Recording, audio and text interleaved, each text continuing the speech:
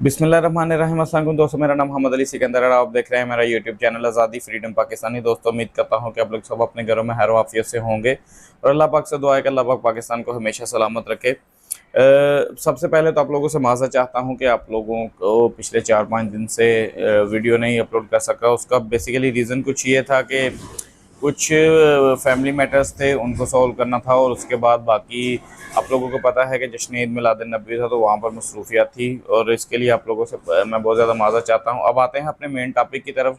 तो पाकिस्तानी आप लोगों को बताते चलें कि अर्थक्वेक, पाकिस्तान के अंदर ज़लज़ले के झटके या पाकिस्तान के अंदर ज़लज़ला बहुत ज़्यादा शिद्दत में आएगा, ये कहना है डच सियासतदान का। अब ये मामला सारा है क्या पाकिस्तानी, और कल का जो दिन गुजरा है उस दिन के अंदर नेपाल और इंडिया में कितना ज़्यादा इफेक्ट हुआ है, कितनी शिद्दत का ज़लज़ला था वहाँ पर, वो सारी चीज़ें आपके आज के व्लॉग में आप लोगों के साथ शेयर करते हैं। तो आप लोगों को बताते चलें कि बेसिकली ये वही डच सियासतदान है जिसने तुर्की के अंदर जब ज़लज़ला आया था और तुर्की के अंदर काफ़ी ज़्यादा नुकसान हुआ था, तब भी इस बंदे ने ही प्रोटेक्ट किया था और इस बंदे ने ही पेशेंटगोई की थी कि ये ज़लज़ला आ सकता है। लेकिन अगर हम बात करें यहाँ पर नेपाल और इंडिया की, तो यही वो सियासतदान है, यही वो साइंसदान है सॉरी, जिसने ये प्रेडिक्ट किया था कि अब नेपाल को भी ये ज़लज़ला इफेक्ट कर सकता है और जाते जाते ये इंडिया को भी थोड़ा सा हिट करेगा। तो कल की डेट में हम लोगों ने देखा पाकिस्तान तो अल्लाह के फजल से अभी तक सेफ़ है, ऐसा कोई मसला नहीं है। लेकिन आप लोगों ने देखा कि न्यू दिल्ली के अंदर इंडिया में भी थोड़ा सा उस ज़लज़ले से इफेक्ट हुआ, चीज़ें जो है वो ख़राब हुई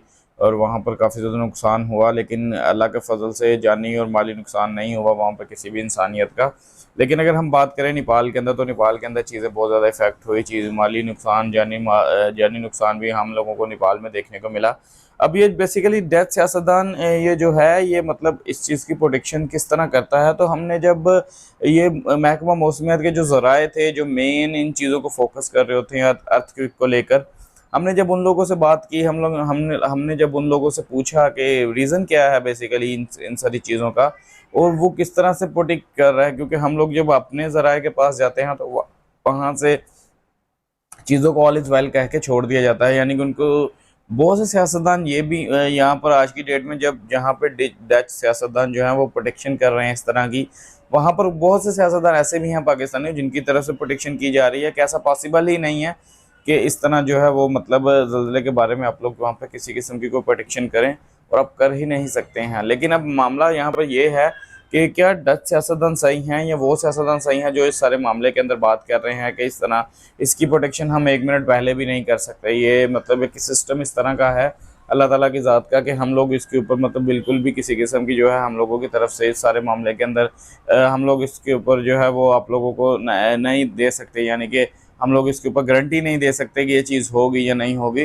लेकिन डच सियासतदान के पास कौन सी ऐसी टेक्नोलॉजी है या कौन सी ऐसी एक माइंड गेम है या मतलब क्या मामला है कि वो जब भी इसको प्रोटेक्ट करता है, जब भी इसको मतलब वो शो करता है, तब भी हम लोगों को देखने को मिलता है कि वहाँ पर उसकी प्रोटेक्शन जो है वो बिल्कुल सही हो जाती है। अब वो जो प्रोटेक्ट कर रहा है, आप लोगों को याद होगा तुर्की के अंदर जब ये ज़लज़ला आया था, तकरीबन आज से थोड़ा टाइम पीछे चले जाएं हम लोग, वहाँ पर तुर्की को काफ़ी ज़्यादा उस ज़लज़ले ने इफेक्ट किया। अब उसकी प्रोटेक्शन भी इसी डच सियासतदान ने की थी।